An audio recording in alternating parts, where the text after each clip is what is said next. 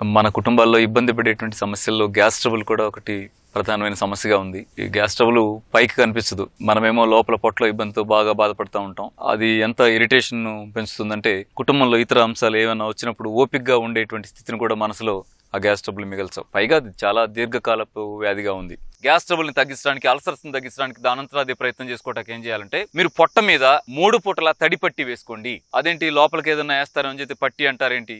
అద్భుతం. మేము ఆశ్రమాల్లో ఏం చేస్తామంటే మట్టి పట్టి వేస్తాం. మీరు ఇంట్లో ఏం చేయండి, ఆ మట్టి ఏదో మెత్తటి మట్టి దొరకదు కదా, మీరు ఫ్రిడ్జ్ నీళ్లు తీసుకొని, చల్లటి వాటర్ బాటిల్ తీసుకొని, పలసటి టవల్ తడిపి, ఆ చల్లటి తవడు కారిపోకుండా నీళ్లు లైట్ గా పిండి, చల్లగా ఉన్న టవల్ ని పొట్ట మీద మీరు ఉదయం 15 నిమిషాలు, మధ్యాహ్నం 15 నిమిషాలు, సాయంత్రం 15 నిమిషాలు ఉంచండి. ఎంత మంచి రిలీఫ్ దొరుకుతుందో ఆశ్చర్యపోతారు మీరు. లోపల పైకి రిలీఫ్ రావడం కాదు, లోపల రిపేరింగ్ సిస్టమ్ అంతా యాక్టివ్ అయిపోతుంది. చాలా మంచి రెమెడీ అవుతుందండి. మీరు చేయండి, ఇవాటి నుంచి మొదలెట్టేయండి. ఒకటి. అలాగే మరొక పని ఏం చేయాలంటే, మోషన్ ఫ్రీగా లేదా ఉందనేది చాలా కీలకమైన అంశం. మరొకటి ఏంటంటే, ఒత్తిడికి గురవుతున్నామా లేదా అనేది మరొక సీరియస్ విషయం. ఈ రెండు కూడా గుర్తుపెట్టుకోవాల్సిందే. మోషన్ చాలా ఫ్రీగా ఉండాలి.